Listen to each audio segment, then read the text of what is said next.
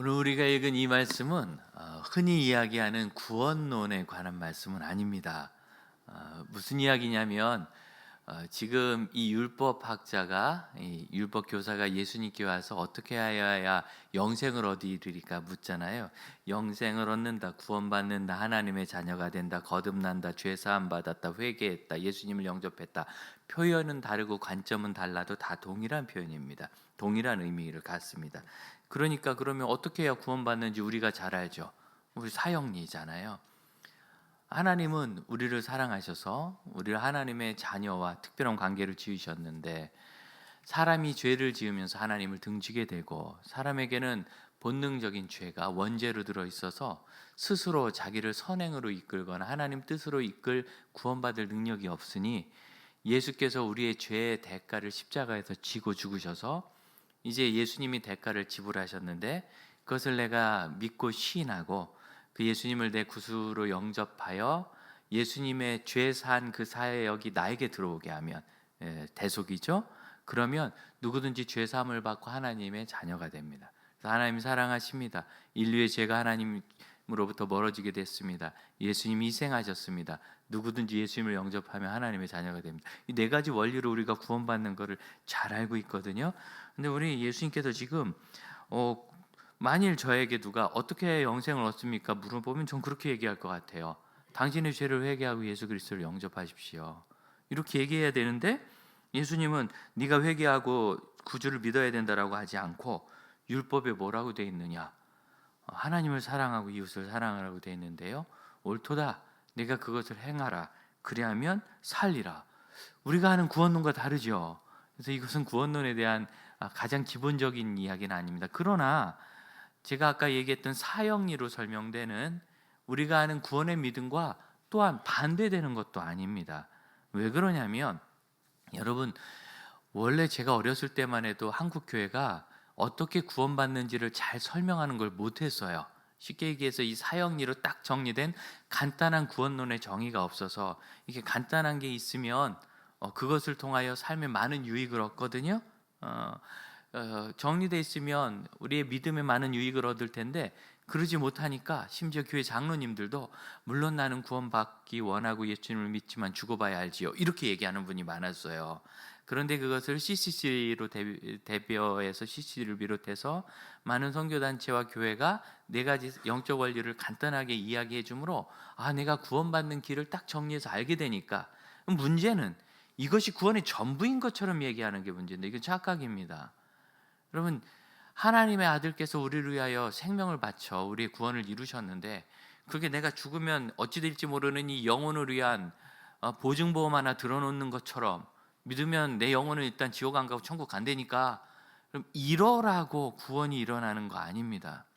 구원은 가장 중요한 의미가 존재의 회복이에요. 하나님 우리를 하나님의 자녀와 소중한 하나님을 닮은, 여러분 이게 무슨 뜻인지 이해가 되세요? 하나님을 닮은 존재로 하나님의 형상을 따라 위대하게 만드셨는데, 사람의 죄가 하나님과 등지게 하였으니 이제는 하나님의 자녀와 하나님의 형상을 다시 회복해 가는 것이 구원이에요. 그러니 내가 죽어서 천국 갑니다, 영적인 영혼의 보증보험 하나 드는 게 아니라 내 존재와 삶이 하나님의 자녀라는 완전한 존재로 회복되는 거예요. 그러니 여러분, 그것은 당연히 생활을 포함하지 않겠습니까? 그래서 구원은 예수 그리스도를 믿음으로 시작됐고 이루었지만 완성되기까지, 이 구원의 완성이라는 건 점점점 천국에 간다는 게 아니라 우리가 예수 그리스도를 닮아 하나님이 기뻐하시는 하나님의 형상을 이루기까지 계속 성장해야 되는 것, 그 일을 이끄시는 분이 성령 하나님이시고, 성령님께서 우리를 이끌어 가시는 것을 견인자가 끄는 것처럼 견인이라 하며, 그 인도함을 순종함으로 잘 받으면 하나님의 자녀로 하나님의 형상을 이루게 되는 것, 이게 포함되어 있는 거예요. 참 기가 막힌 이야기인데요. 예수 믿으면 지옥 안 가고 천국 가는 거 좋은데, 내가 죽기 직전에 믿으면 안 될까요? 그때까지 내가 좀 내 마음대로 살고, 나도 화도 좀 내보고 부부싸움도 하고 캐리어도 좀 싸고, 나도 있다는 걸 좀 보여주고, 나도 돈 좀 모으고 남들 하는 것도 해보고, 도박도 좀 해보고, 술도 내가 앞장서서 마시진 않지만 남들 마시는데 쫓아가서 직장에서 이렇게 좀 보복 맞춰주고, 좀 누가 부정을 할 때 나도 양심의 자유를 좀 예, 양심의 자유는 아니죠. 양심을 좀 속여서 나도 좀 편안하고 이렇게 내 마음대로 좀 살다가 막판에 딱 예수님 믿으면 안 됩니까? 이게 구원에 대한 큰 오해입니다. 그게 분리된다고 생각하는 게 구원을 오해하는 거예요. 여러분, 하나님의 자녀로 회복된다는 것은 그 존재의 변화이기 때문에 진짜 행복한 게 뭔지 알아요. 제가 그렇게 말씀하시는 분들 많이 만나는데 그 말씀의 의미는 압니다. 도박도 좀 하고 술도 먹고 나쁜 짓도 하면 재밌을 것 같거든요.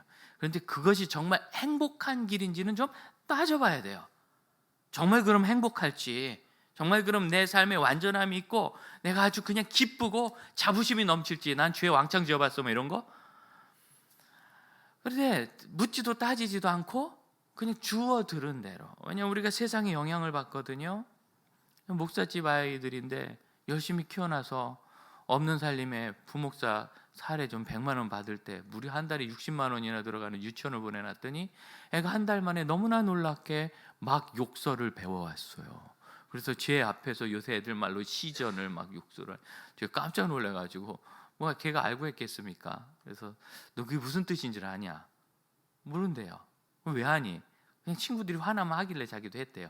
그래서 그게 이런 뜻이다 그랬대요. 얘 얼굴 빨개져가지고 눈물 글썽글썽해서 그런 뜻인지 몰랐다고. 아주 막 추악한 얘기였어요. 네가 모르고 했으니까 아빠가 가르쳐 준 거고, 그 친구들이 한다고 다 따라하는 거 아니다. 그 친구들이 하나님 말씀대로 하는 걸 따라가야지. 끄떡끄떡. 초등학교 4학년 5학년 되니까 학교만 갔다 집에 오면 나를 째려보고 엄마를 째려봐요. 애들이 다 그렇게 째려본대요.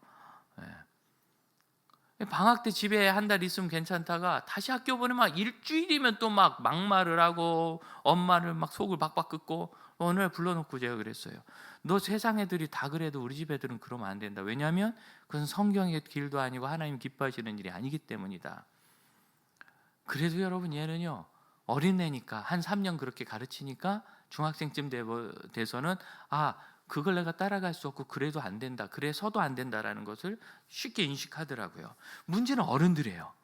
우리는 그걸 속이는 재주가 있어요. 세상 좀 살아봐서 영향은 세상으로부터 다 받아놓고, 그리고 아니 딱 덮고 있다가 언제 화나면 화나면 나도 해줄 줄 알아요 목사님, 이런 거죠. 근데 삐지면 여러분, 나이값도 못하고 삐집니까?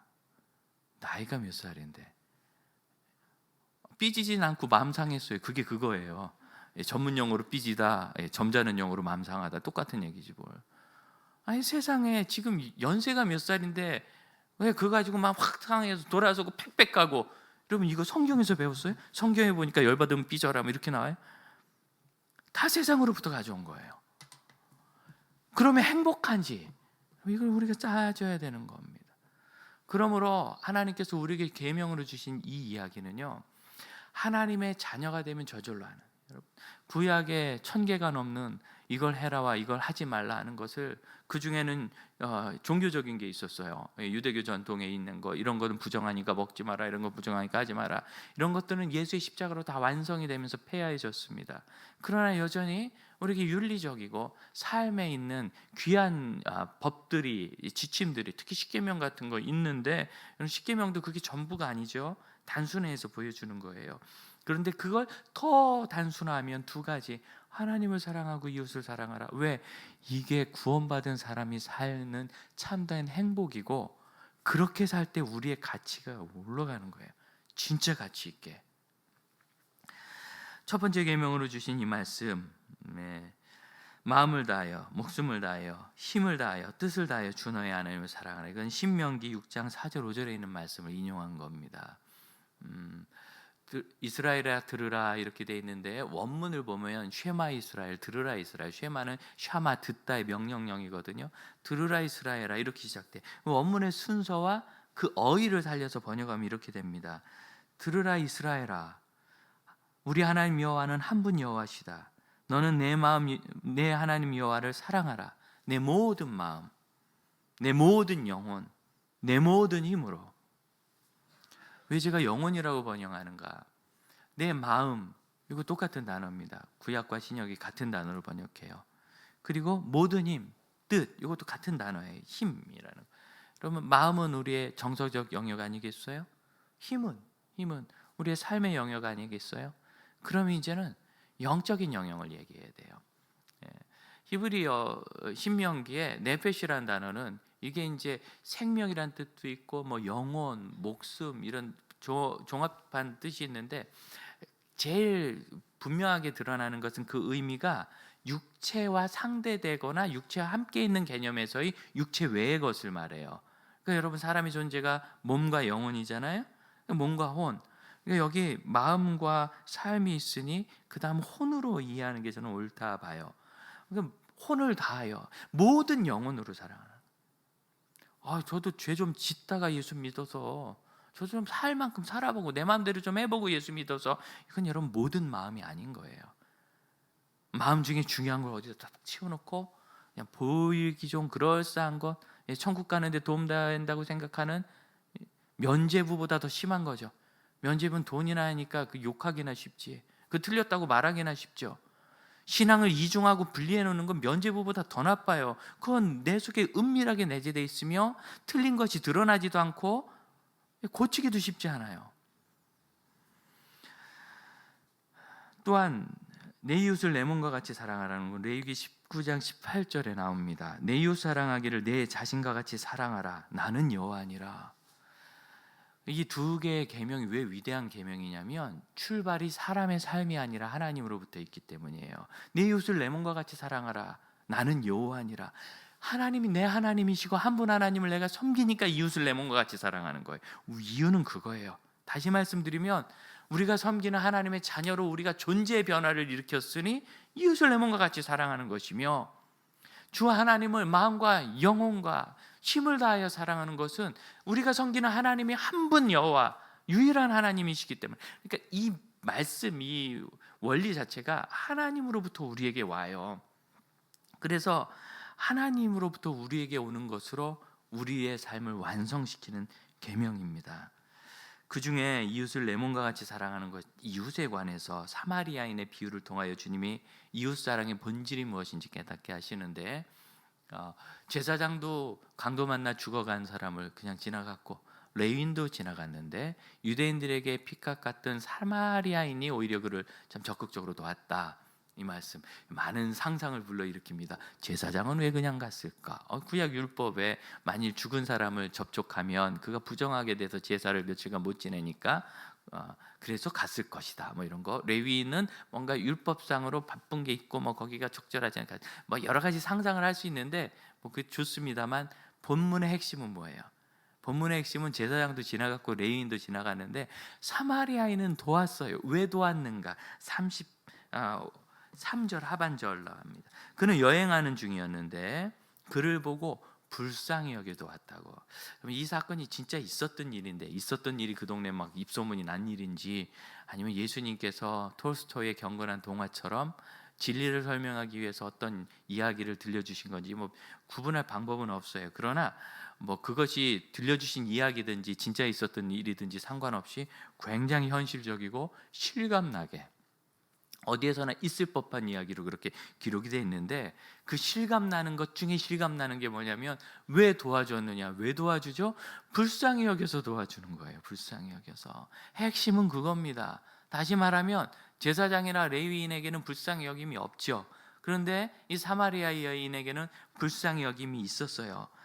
이 불쌍히 여긴다는 이 말이 이제 불쌍히 여긴다, 내가 불쌍하게 여긴다 이런 단어잖아요. 그렇지만 이 히브리 개념에서는 이게 수동형입니다. 불쌍한 마음이 되는 거예요. 여러분 가만히 생각해 보세요. 어느 날 아이가 막 먹고 살겠다고, 제가 어렸을 때 보니까 먹고 살겠다고 막 우유병을 붙잡고 먹는데 되게 불쌍하더라고요. 우유 먹는 게 왜 불쌍해 보이죠? 끙끙거리면서 먹는데 느껴보셨어요? 아이가 엄마 안 놓치려고 막 꼬리를 막 붙잡고 따라가는데 그것도 불쌍해 보이더라. 그걸 내가 이놈 우유 먹는 걸 불쌍히 여기자 그래 본 적이 없는데 제 마음에 긍휼이 생기면서 잘해줘야 되겠다 이런 마음이 들어요. 그래서 사랑하는 아내 여러분, 남편 앞에 불쌍히 여김을 받으시기를. 나도 되게 굉장히 귀한 한 집안의 딸이고 좀 귀 컸는데 당신 만나서 내가 이렇게 열심히 섬기는데 불쌍히 여김을 받기를 바래요. 그래서 이것은 그의 마음이 불쌍한 상태가 되어가는 것을 말해요. 이브리어의 개념이 헬라의 개념이고, 여러분 마음은 예수 믿는 사람은요 회복되잖아요. 그럼 긍휼히 여길 줄 알게 돼요.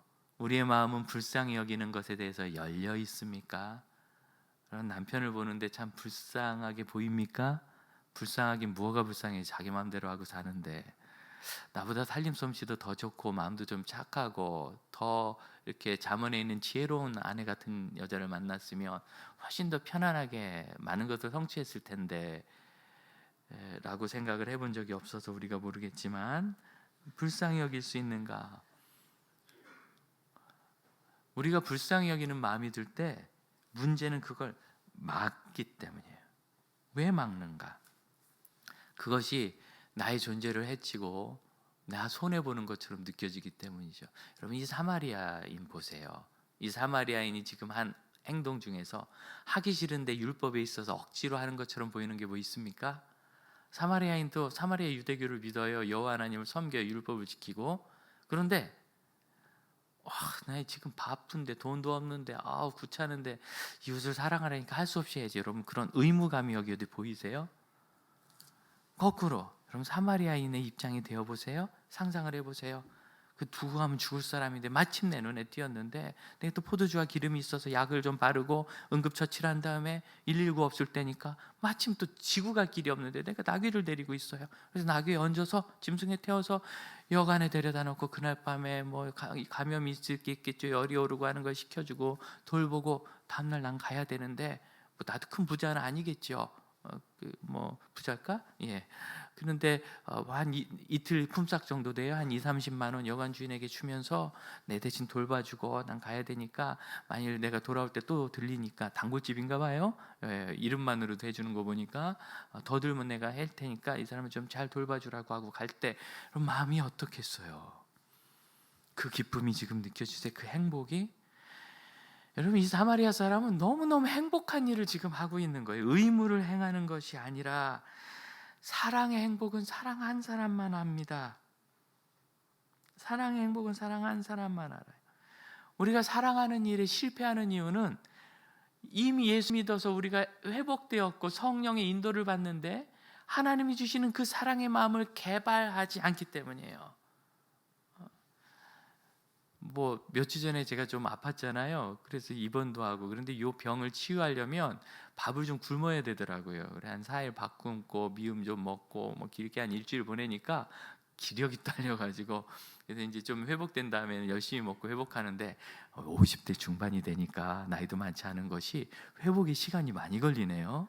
제가 40대는 태어나는 그날 아주 말짱했거든요. 그래서 다음 날부터 힘이 넘쳐가지고 뭐 하려고 다니고 그랬는데 지금은 이게 좀 힘에 부친다, 지친다, 어지럽다 이런 생각이 들고 잘못하면 넘어지겠는데 이거 붙잡게 돼요. 그래서 어떻게 해요? 사역을 하니까 이 체력을 회복하려고 막 애를 썼어요. 많이 회복이 됐습니다. 많이 좋아졌어요. 여러분, 이게 본성의 회복이에요. 우리가 예수 믿어 하나님의 자녀가 됐다고 이 본성이 회복되는데 회복의 노력 없이 되는 건 아닙니다. 아니, 자기 몸에 있는 근육의 근력을 불러일으키는 것도 노력을 해서 재활을 해야 되는데, 죄로 인하여 무뎌진 우리의 영혼이 회복됐을 때 그것을 바로 세우는 일이 노력 없이 저절로 되겠어요? 우리 안에 하나님 자녀의 본성이 발휘되는 것을 덮어놓고 기대하지 말고 열심히 노력해야 돼요. 왜냐하면 그게 행복한 길이에요. 우리 하나님은 그걸 아세요. 자녀들이 어떻게 행복한지. 문제는 이제 내 몸과 같이 사랑하는 말씀에 깜짝 놀라죠. 뭐 다 주고 막 그래야 되는가? 자, 사마리아인부터 출발합시다. 지금 이 사마리아인이 어떤 무리한 일을 하나요? 뭐 이 세상에 한 병밖에 없는 포도주를 그 상처에 부은 겁니까? 그 기름밖에 없는데 이거 없으면 굶어 죽는데 그걸 바른 겁니까? 그래 보이진 않죠. 뭐 큰 부자는지 아닌지 모르겠는데 그래도 종 얘기가 아닌 거 보니까, 혼자 여행하는 거 보니까 그렇게 큰 부자는 아닐 수 있어요. 그래서 뭐 돈 좀 내고 하루 정도 치료해서 한 사람이 살린다. 이렇게만 있으면 좀 매일도 하겠어요. 우리가 우리 자녀들을 다 해주고 원하는 대로 다 해주고 싶은데 못하는 가장 큰 이유가, 그러면 살 거냐? 홍정일 목사님께 배운 것 중에 하나는 그거예요. 우린 그냥 덮어놓고 도와주는 것에 집중하는데, 홍 목사님 그걸 물으세요. 그렇게 도우면 그분이 살겠느냐, 아니면 더 안 좋아지겠느냐? 덮어놓고 도우면 다 잘 되나요? 여러분, 이거 그렇게 간단하게 생각할 문제가 아닙니다. 개선과 회복은 그렇게 단순한 그렇게 도식이 나오지 않아요. 우리가 우리 자녀들을 덮어놓고 잘해준다고 애들이 잘 크는 거 아니라는 거 아니까, 오히려 망칠 수도 있다는 걸 아니까 끙끙거리는 거 아닙니까? 근데 이 사람은요, 끙끙거릴 필요가 없어요. 이만큼 도와주면 죽었다 살아나요. 죽어가다 살아나는 거예요. 이렇게 좋은 일은 이건 매일 도와줘. 매일 하루에 한 명씩 이렇게 살린다고 생각해 보세요. 이 인생에 뭐 이렇게 대단한 일이 어디 있어요? 과도하게 생각하지 마십시오. 내가 내 이웃을 내 몸과 같이 사랑한다고 그래서 막 내 권리를 다 포기하고 나는 아무것도 아니고 나는 맨날 구석에 이렇게 있고 찌꺼기 같은 인생을 사는 게 그런 게 아니에요. 여러분, 만일 이웃을 사랑할 때 주차를 좀 나눠서 쓸 수는 있지만, 내가 퇴근해서 왔는데 요즘 주차장이 대단하니까 뭐 이렇게 구역해가지고 한 달에 몇만 원씩 내고 쓰잖아요. 그 자리에 다른 분의 차가 있으면 전화해서 옮겨달라고 얘기를 하세요. 그건 여러분의 권리입니다. 하나님이 주신 것이고, 그것을 사용하는 것이 무슨 이웃을 안 사랑하거나 그런 거 아니에요. 내 몸과 같이 사랑한다. 여러분, 내 몸한테 막 하진 않잖아요. 내 몸한테 너는 자격도 없다, 아무것도 먹지 마라. 물론 이제 좀 빼려면 그러는 건 있지만 그런 거 아니죠. 건강에 도움이 되니까 하지. 나를 잘 챙기고 가능한 대로를 챙기는 거예요. 그렇게 얘기할 수는 있죠. 내가 보통 몇 시쯤 들어오니까 그 전엔 필요하면 쓰시되 그 시간쯤엔 항상 좀 비워주시면 제가 전화하는 번거로움이 없겠습니다. 뭐 잊으면 제가 전화하겠습니다. 이렇게 하면 굉장히 좋은 이웃사랑 아닐까요? 우리 교회 이제 그 넓지 않은 곳에 우리 성도들이 계신데, 제가 종종 이 얘기를 드리는 이유는 이게 좁은 곳에 많이 있으면 피치 못하게 불편한 일이 생겨요. 그렇기 때문에 여러분, 마음이 좀 무거울 수 있는데 마음에 미리 준비하시고, 나는 넓은 게 좋으면 여러분 뭐 크게 예배당 짓고 여러분 기다리는 데 많으니까 그쪽으로 가시면 되고, 좁더라도 제자도를 실천하면서 함께 공동체를 누리고 싶으면 어느 정도 불편함 감수하셔야 돼요. 지난 주일 오후 4시에 은퇴임직식 하면서 정말 저는 명언이라고 생각하는데 6.25 때 날리는 난리도 아니다. 나 뒤에 막 서 있어서 나 왜 서 계신가 했더니 자리가 없어가지고 내려오지도 못하고, 또 코로나 때문에 제가 환기에 막 힘을 썼거든요. 최대 환기를 돌리다 보니까 계속 외부에 더운 공기가 들어오니까 실내 기온이 충분히 낮아지지 않아요. 지금은 좀 춥지요. 안 추운 거예요? 더 낮춰드릴까요? 그런데 그날은 그 조정이 안 돼요. 온도는 높지, 사람은 많지, 산소는 부족하지, 자리는 없지. 그런데 계신 분들이 정말 귀합니다. 또 우리가 이 본당이 아담하게 돼 있는데 특징이 천정이 높지 않고 앞쪽이 이렇게 집중돼 있어서 저는 안 집중되는 구조를 좀 하고 싶었는데 디자인하신 분이 집중되게 만드셨어요. 그래서 여러분 지금 설교 들으면서 꼼짝도 못하는 거예요. 내가 약간 부시럭하면 전교인이 다 알거든. 아담한테 뭐 모래도 떨어뜨리면 막 팍팍 소리 나고 물 떨어지는 소리 나고, 그러니까 숨도 못 쉬고 이러고 계셔요. 그날 우리 설교자가 좀 길게 하셨는데, 물론 그분의 절제하지 못하는 약간의 주책스러운 설교 뭐 이런 것도 있지만, 심각한 문제는 우리가 너무 잘 들어. 여러분 진짜 너무 잘 들고 계세요. 들으시면서 하품도 좀 하고 시계도 좀 보고 막 이러면은 설교자가 긴장해가지고 빨리 끝낼 텐데 이렇게 그렇게 못 하잖아요. 그래서 이게 좀 많이 이렇게 스트레스가 되는 환경이기 때문에 미리 말씀드립니다. 뭐 주차니, 뭐 어디 친교실이니, 식당이니, 화장실이니 다 불편할 수 있는데 뭐 불편하지 죽는 건 아니니까 못하는 건 아니니까 다 때 되면 하고, 그러니까 마음을 좀 여유 있게 가져주세요. 그런데 이런 가운데서 주차장 몇 대 안 되는데, 저거를 저희가 교회에서 예배 시간이 아닐 때는 지역에 오픈해서 동네 상가에 오신 분들도 한 번씩 주차하고, 지나가다 급한 일 있는 분도 주차하시고 그렇게 합니다. 하다 보면요, 안쪽부터 넣어야 되는데 제가 말미잘 구조라 하는데 들어간 대로 나와야 돼요. 주차가. 그러니까 안쪽부터 넣으면 내 차가 갇힐까봐 앞에 텅 비었는데 입구에 딱 대놓고 가시는 분들 계세요. 내 차가 갇힐 거, 그럼 다른 차는 어떡하라고. 다른 차는 전혀 생각 못하는 거죠. 그것만 해도 나은데 전화를 해도 1년에 한두 분 간다 그리고 20분째 안 오는 분, 일부러 전화를 안 받는지 끊으신 분, 번호조차 남기지 않은 분, 기가 막힌 사연이 많습니다. 이게 뭐 많지는 않은데 1년에 한두 분 이런 분 만나면 속이 얼마나 상하는지 입구를 확 잠가놓고 싶어요. 우리 건데 뭐. 근데 그걸 일일이 설명하고 양해를 구하면서 함께 쓰려고 했더니 사실 우리 목사님들이 고생하죠. 저는 해피리면 사무실도 3층에 있어서 못 내려다보는데 늘 왔다 갔다 하면서 주차 관리를 해야 되는 바쁜 중에 이렇게 좀 산만한 게 있어서 제가 우리 동역자들한테 많이 미안한데 그래도 그렇게 해내는 거예요. 하지만요, 금요일 저녁 8시 되면 여지없이 전화합니다. 차를 옮겨달라고. 왜? 우리 성도들이 이제 예배하러 와서 주차를 해야 되니까. 그것도 못하는 것을 내 몸같이 사랑하는 것이라고 지금 말씀하시는 게 아니에요.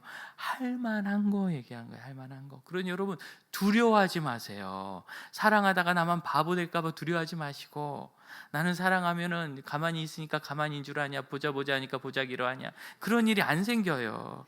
너무 두려워하지 마시고 마음을 막지 마세요. 내가 이렇게 내 남편을 사랑하고 아내를 존중하면 나를 우습게 여길까? 그럼 그렇게 마음을 막을 필요 없어요. 그 사람의 인격적 부족이 있으니까 헌신하고 사랑하는 것을 존중하지 못할지는 몰라도 그렇다고 그 인격적 부족이 대놓고 싸운다고 해결이 됩니까? 귀한 사람을 귀하게 볼 줄 모르는 것은 신미안이 없기 때문이죠. 나를 사랑해주는 남편, 아내가 얼마나 귀한지 모르는 것은 그가 바보 같은 사람이기 때문입니다. 그럴 때 여러분, 그래도 변화시킬 수 있는 건 사랑밖에 없어요. 그래도 사랑하고 그래도 사랑하면 하나님의 은혜가 있으면 쉰쯤에 은혜가 되고 바뀌는 거고, 은혜가 없으면 죽을 때나 정신 차려서 철드는 거죠. 그래서 가끔은 노인이 철들면 겁난대요. 돌아가실까 봐. 여러분, 우리가 사랑이 실패한 이유가 있어요. 우리 본성, 하나님이 회복하신 본성을 충분히 받아들여서 내 마음을 열지 않기 때문입니다. 여러분, 여기 있는 이 율법 교사를 보세요. 그는 주님께 2번 질문합니다. 그리고 웃긴 건 대답도 자기가 해요. 주님이 대답하는 게 아니라 우리 주님의 특별한 아주 탁월한 학습 방법이시죠. 25절을 보면 그가 묻습니다. 어떻게 하여야 영생을 얻으리까? 왜 물었는가? 이유가 나와요. 예수를 시험하여. 에크페이라조라는 이 단어, 페이라조 자체가 시험하다는 단어인데 여기다 에크를 붙여서 아주 단단히 시험하다, 이런 의미겠어요. 이 단어가 이 본문을 포함해서 신약에 딱 4번 나오는데 2번은 그 유명한 누가복음과 마태복음에서 사단이 광야에서 예수님을 시험할 때 이 단어가 나오고, 나머지 한 번은 고린도전서 10장에서 그들 가운데 어떤 사람들은 주를 시험하다가 뱀에게 멸망당하였으니 우리는 그렇게 주를 시험하지 말자, 하나님을 시험한다는 의미로. 그러니까 에크페이라조는 4번의 쓰임이 다 하나님에 대한 불경한 테스트를 말해요. 누가? 율법학자가. 아니, 다른 사람 다 그래도 당신은 그러면 안 되는 거 아니에요? 근데 이 율법학자가 예수 그리스도를 시험하는 거예요. 테스트하는 거예요, 자기 주제에. 그러니 이 율법학자의 지식과 신앙이라는 것은 너무너무 형편없는 거죠. 뭐하러 율법 공부하는 거예요? 예수님도 못 알아볼 거면. 지금 예수님이 갓 나오신 분이 아니에요. 충분히 사역하고 기적도 일어나고 표적이 있어서 소문 다 났어요.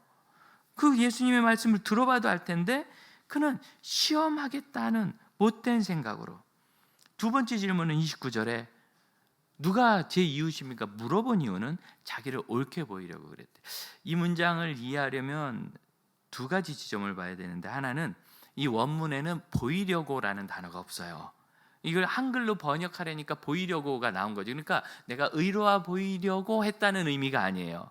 이 원문에 있는 단어 넬로는 셀러인데 이 단어는 의도성을 나타내는 말이에요. 그러니까 이 사람은 뭐냐면 내가 생각하고 주장하고 믿는 것이 옳다고 주님께 주장하는 거예요. 인정받고 싶은 게 아니라 넬로 주장하는 거예요. 주장. 내가 옳다고. 그래서 내가 옳다는 결론을 내기 위한 대화를 계속해 나가는 겁니다. 내가 옳다는 결론을. 우리가 주님 앞에 종종 하는 거잖아요. 하나님, 난 이렇게 하는데 왜 저를 안 도와주십니까? 되게 이렇게 애쓰는데 왜 제 아내가 변하지 않습니까? 우리 아이는 왜 언제 회복됩니까? 제 삶의 문제를 도와주시지 않습니까? 나는 옳은데. 여러분, 배우자가 잘 변하지 않는 이유는 내가 성장하기 위함이죠. 자녀가 속삭이는 거는 여러분에게 손대는 하나님의 마지막 경고와도 같아요. 우리의 고집은 안 바뀌는데 자녀 앞에서는 철저히 무너지죠. 아이가 아픈데 고집 센 사람 본 적 없고, 아이가 방황하는데 뭐 맘대로 하는 분 본 적 없어요. 정말 영혼이 불타는 것 같은. 그런데 우리는 넬러, 나는 옳아요. 물론 나도 문제는 있지만 그래도 이 정도는 괜찮은데 제가 문제인 거죠. 두 번째로 이 접속사가 원문에 있어요. 그러나라는, 대라는. 그러나 영어 성경을 보면 대부분의 번역에서 but을 집어넣습니다. 이게 있어야 이 말씀을 이해하는데, 그러니까 무슨 말씀이냐면 28절에 일을 행하라, 네가 말한 거 행하라, 그리하면 살리라. 그러나 그 사람은 자기가 옳다는 것을 주장하려고, 자기가 예수님 이거 먹으려고. 그러나 많죠. 목사님, 그 말씀은 좋긴 합니다만 그러나 이 세상에선 그게 안 됩니다. 여러분이 생각하는 거 이 세상에선 그렇게 안 됩니다라는 것이 옳다고 성경에 주장하잖아요. 말씀에 그렇게 되어 있는 건 맞지만 그러나 그렇게 살면 바보 돼요. 말씀에 있는 거 맞지만 그러나 그건 이 세상에 적각을 하지 않아요. 내가 가진 게 옳대요. 내가 그러나 그런 식으로 살아서 어떻게 성공하고, 그런 식으로 살아서 어떻게 집 사고 돈 모읍니까? 그런 식으로 살면 사람들이 나를 무시하고, 그런 식으로 살면 너는 답답하다 그럽니다. 그런 식으로 살면 저만 꽉 막힌 사람 됩니다. 그러나 우리가 옳다고 하나님께 계속 얘기하는 거 있잖아요. 그건 안 된다고, 그건 안 된다고. 그게 바로 율법사의 마음인 거예요. 남의 얘기가 아니라 바로 우리 얘기입니다. 하나님 앞에 벗을 붙이기 좋아하는 우리, 그러나 얘기하기 좋아하는 우리, 알긴 알지만 그대로 하는 것은 내가 손해날 것 같고, 나만 바보 되는 것 같고, 내가 사회에 적응 못하는 것 같아서 그렇게 하지 않으려고 하고 하나님께 그렇다고 주장하는 우리, 율법교사가 바로 우리예요. 그래서 그는 이 사랑의 복을 누리지 못합니다. 참 웃기는 게요,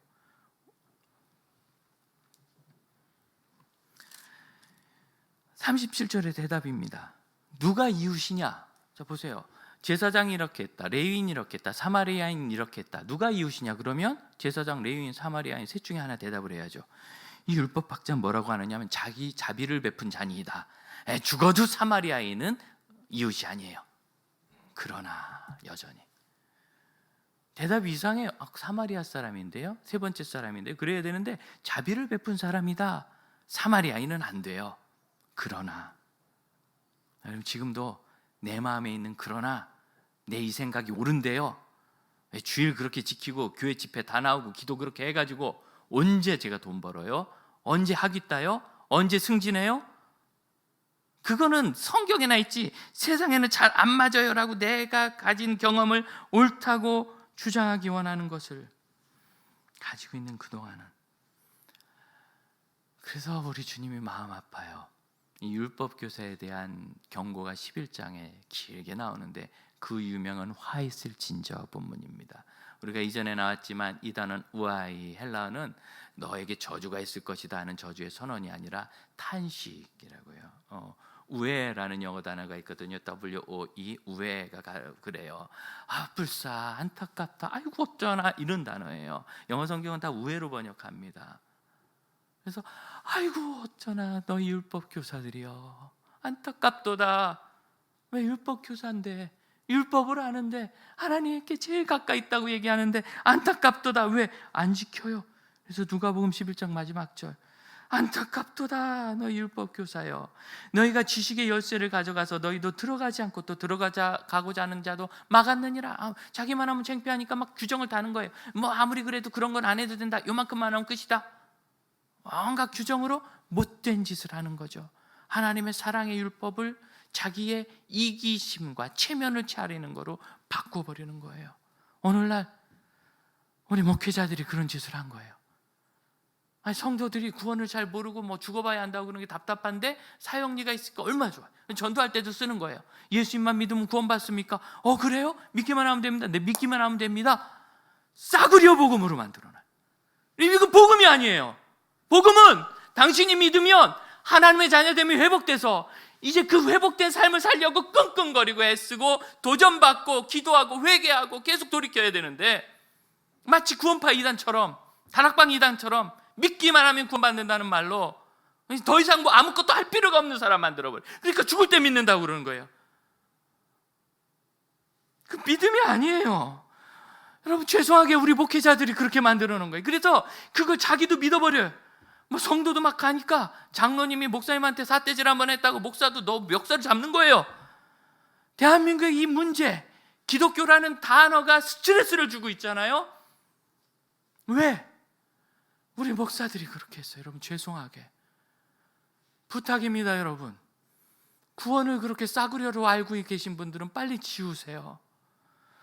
예수님께서 우리를 위하여 죽으신 십자가의 희생은 그보다 훨씬 고귀하며 그 결과는 어마어마하고 위대한 원자폭탄 같은 힘입니다. 그래서 우리를 완전히 변화시킬 수 있는데 거기로 나아가지 않고 값싸구려, 마치 그냥 죽은 다음에 보험 하나 들어놓듯이, 그래서 대답하는 게 뭐예요? 난 천국에서 상급은 필요 없고 그냥 지옥만 안 가고 영혼만 구원받으면 된다. 요게요, 굉장히 겸손한 얘기 같지만 더는 내 삶에 참견하지 마세요 주님, 이런 뜻이죠. 너무나 죄송합니다. 저희가 그랬습니다. 우리 교회 한 위대한 목사님이, 훌륭한 목사님이 선교사님 시대에 있었던 일을 들려주는데, 선교사님 시대 오래전에 평양 감사 같은 역할을 하는 것을 제수받아 가는 사람이 있었는데 그가 그 자리에 올라가려고 뇌물을 엄청나게 쓴 거예요. 근데 그가 이제 총리 되는 사람에게 부탁을 합니다. 나 평양 감사 안 하겠다고. 그거보다 못하는 데도 좋으니까 다른 데로 보내달라고. 그럼 속담에 평양 감사도 제 싫으면 그만이다. 대단한 권력인데 왜 그걸 안 가려고 하느냐. 내 들어보니까 평양이라는 데는 그리스도인이라는 사람들이 있어서 거기서는 토색질을 할 수가 없어요. 불의를 저질러서 돈을 모을 수 없어요. 난 거의 전 재산 당신한테 다 바쳤다고. 나도 가서 모아야 되는데 뺐든지 아니면 뭐 부정 비리를 저지르고 뇌물을 받아서 그렇게 채워야 되는데 그 그리스도인이라는 사람들 때문에 거기가 못하니까 나는 안 가겠다, 딴 데 가겠다. 그때 평양의 그리스도인 숫자가 2.3%예요. 2.3%. 지금은 23%죠. 선거를 마치 우리가 정치인들 욕할 필요도 없고 경제인들 욕할 필요도 없어요. 여당 야당 따질 필요도 없어요. 진보 보수 따질 필요도 없고 이대남 이대녀 할 필요도 없어요. 왜? 여러분, 그분들은 원래 그래요. 그분들의 신은 돈이기 때문이고 명예이기 때문이고 권력이기 때문이니까, 돈, 명예, 권력이 생긴다면 수단과 방법을 가리지 않습니다. 그게 신이니까. 여러분은 하나님이 한 분 여호와십니다. 너희 하나님 여호와는 한 분이십니다. 그렇기 때문에 우린 그렇게 살 수 없어요. 안타깝게 이런 복음의 본질을 우리 목회자들이 못 나누고 아주 이기적인, 내용은 하나 보호하자는 이기적인 기독교를 만들어버려서 성경의 중심으로만 나가. 그럼 행복하지가 않아요. 작년 코로나가 한창일 때 우리가 행복에 관해서 여러 주 말씀 나누면서 근거로 삼았던 사회 심리학적 결과가 있었잖아요. 하버드 대학에 70년간 있었던 연구, 청년이었던 아이를 70년간 계속 5년 10년마다 추적 조사해서 신체 검사부터 건강 검진부터 심리 상담 다 해가지고 누가 행복하대요? 좋은 관계로 산 사람이 행복했대요. 좋은 관계로. 스티븐 코비 연구소에서 우리 인생에 대해서 묻습니다. 당신은 무엇으로 해서 합니까? 70세 생일이라는 영상을 만들었는데 출연진은 다 스티븐 코비 그 회사 이사들이에요. 나와가지고 직원들하고, 이 사람이 70세 생일인데 딸이 와서 아빠가 제 아빠라도 저는 너무너무 평안하고 행복했어요. 아빠 건강하세요. 난 아내가 내가 당신을 만나서 이렇게 평생 사랑받고 살았고 너무 좋았다. 친구가 내가 자네 40년 넘게 알았는데 한결같고 자네 곁에 내가 있어 너무 좋고 절대 우리 헤어지지 마세요. 그리고 묻습니다. 당신의 인생 목표를 70세 생일에 이런 소리 듣는 사람이 되는 것으로 하는 건 어떻습니까? 행복이거든요. 왜냐면 70이 넘으신 분은 80이나 90이나 100살로 하시기 바랍니다. 삶은 되지 뭐. 우리 삶의 목표, 이웃이 되는 방법은 사랑. 그래서 행복해지는 거예요. 다시 한번, 우리의 삶의 목표는 이웃이 되는 방법은 사랑. 그러면 행복해져요. 우리 하나님 우리에게 가장 행복한 길을 그렇게 주신 거예요. 제가 예전 성기등교회에서 중국에 한 영사하시던 장로님이 계셨어요. 대사는 그 나라에 한 명만 파송하지만 영사는 여러 파송해서 주요 도시마다 영사관을 둡니다. 근데 이제 그 영사관의 책임자셨는데 직원 7명이 있는 그 영사관이 주목받기 시작한 게 있는데 탈북인들이 거기로 막 들어가기 시작한 거예요. 영사관 내는 치외법권이기 때문에. 그래서 중국 공안들이 못 들어가는 거죠. 어떻게 해서든지 그 담을 넘어 들어가면 그 다음부터 한국에 올 때까지 그냥 버티고 살 수 있어요. 그런데 74명까지 늘은 거예요. 여러분 7명이 지낸다는 것은 고만한 영사관이라는 뜻인데 74명이 출퇴근하는 게 아니라 거기서 살아요. 들어가면 모든 나무까지에 빨래가 걸려 있는 거예요. 70명의 빨래가 어떻겠습니까? 화장실이 그렇게 크지 않아요. 그러니까 여기는 화장실이 24시간 풀가동이죠. 아무리 여러분 환기를 해도 그 냄새라는 거 제가 총신에 있을 때 신대원에서 경험했는데요. 도서관을 못 갔어요. 도서관 화장실 12시간 풀가동. 그때 인구가 정말 많을 때였거든. 지금의 5배가 많았으니까 한 학년에. 그렇죠. 먹는 거 밥해 먹어야 될 거 아니에요. 거기서. 그러니까 이게 영사관이 음식 냄새라고 또 갖가지 냄새. 이분들이 얼마나 불편한지. 한 달 반이 지나자 다들 더 이상 못 참겠다. 막 불평이 쏟아져 나올 때 우리 장로님이 다 모아놓고 여러분 지금 그 불편한 건 당연합니다. 이렇게 좁은 곳에 당연히 그러지 않겠어요. 그런데 말이죠. 이 불편해도 우리가 죽는 건 아닌데 우리가 어려워도 좀 참고 입원 도와주면 그분들의 삶이 바뀔 수 있는 결정적인 순간이 될 건데 그분의 인생이 바뀌는 일이라면 우리가 이거보다 좀 더 심한 불편함도 감당해야 되지 않을까요? 그럼 얼마나 좋습니까? 그런데 이 장로님의 진실한 얘기가 그 직원들 전체에게 공감이 됐어요. 그래서 그 다음부터는 불평하기보다는 오히려 도와주고 이 사회주의에서 계시는 분들, 공산권에 계시는 분들은 뭐든지 지시로 움직이니까 질서의식이 없어요. 근데 그것들을 가르쳐주면서 함께 지내가기 시작했더니 장로님의 예언대로 더 불편한 일이 생겨서 107명으로 하지만 100명이 돼도 불평이 없는 거예요. 행복한 일이죠. 삶을 바꾸는 일. 그리고 지금도 그 얘기를 하실 땐 그 장로님이 눈가에 눈물이 글썽해요. 107명을 건지는 일을 우리가 언제 해보겠습니까? 그러므로 여러분 이 율법학자에게 너도 같이 이와 같이 하라 하는 이 얘기를 그가 그렇게 했을까를 궁금해하지 말고 내가 그렇게 해야 된다는 것을 기억합시다. 그것이 우리를 완벽하게 행복하게 해줍니다. 온전하게 사랑은 우리를 온전하게 해줘요. 그래서 우리 삶을 가장 가치 있고 후회 없는 인생으로 만들어주고 그 일을 제일 먼저는 가까운 가족에게 하셔야 돼요. 아내와 남편을 더 용납하고 사랑하시고 그렇다고 모든 것이 막 제발 사과에 이 깡치만 드시지 말라고 그러죠. 같이 함께하는 거예요. 어려움도 쉼도. 그러나 진실한 사랑, 가족. 여러분 저도 예수님 믿어서 천국 가요 해놓고 부모님을 계속 미워한다면 내가 잘할 때 잘 안 도와줬다고 그건 복음이 아닙니다. 아이들에 대해서 사랑이 가기 전에 저놈 이렇게 키워봐야 나 늙으면 돌봐줄까? 이 생각이 난다면 성경의 진리가 아닙니다. 우리의 인생의 운명은 하나님께 달려 있어요. 그 조그만 놈들한테 싹수가 노란 애들한테 기대하지 마시고 우리 하나님을 기대합시다. 또한 우리의 이웃, 학교의 동료들 참 사랑해줘도 사랑인지 모르는 불쌍한 사람들 그 앞에서 지혜로우셔서 나를 지키며 그를 도울 수 있도록 애쓰십시오. 교회 공동체 안에서 여러분 함께 이렇게 해나간다는 것이 얼마나 귀합니까?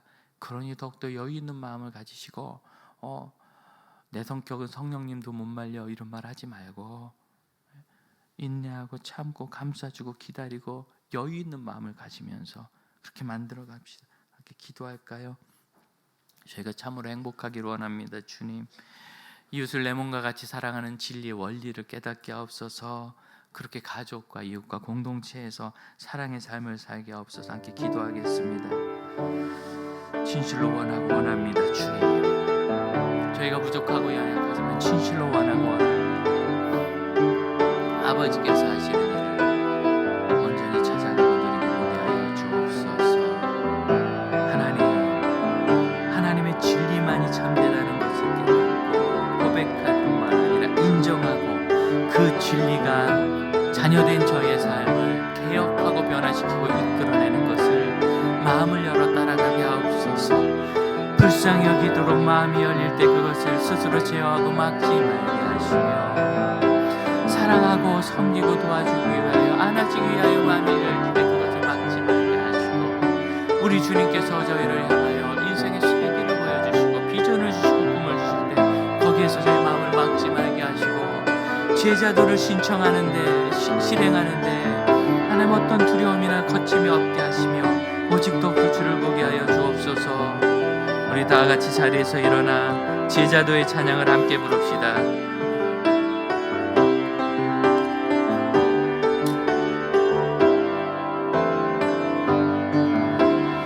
오늘 이 자리에 모인 우리 어린 양 예수 따라가는 무리 되게 하소서. 성령의 충만한 임재 안에 어둡던 우리는 밝아져서 주를 보게 하소서. 당신의 겸손한, 당신의 거룩한, 당신의 정직한 우리에게 보이사 내 안에 교만함, 내 안에 천박함, 내 안에 거짓됨 모두 벗어버리고 어린 양 예수 따라가는 무리 되게 하소서. 기도하겠습니다. 주님께서 저희를 향하여 가지고 계신 선하고 아름다운 계획에 저의 마음을 열어 주께서 명하신 모든 것이 저희를 완성시키시는 것을, 저에게 참된 행복이 되는 것을, 그리고 이 땅에 가장 존귀한 가치가 되는 것을 믿게 하시고, 다르다는 말을 이 땅에서 들을 때마다, 그 영향을 제가 받을 때마다 그러나를 버리고 주장하는 것을 버리고 주의 말씀 앞으로 돌아오는 참 제자도가 살아있는 믿음의 자녀들 되게 하옵소서. 지금은 우리 주 예수 그리스도의 은혜와 하나님의 사랑과 성령의 역사하심이 참된 제자도로 주의 나라를 이루는 믿음의 형제 자매들에게 이제로부터 영원토록 함께 하실지어다. 아멘. 감사합니다.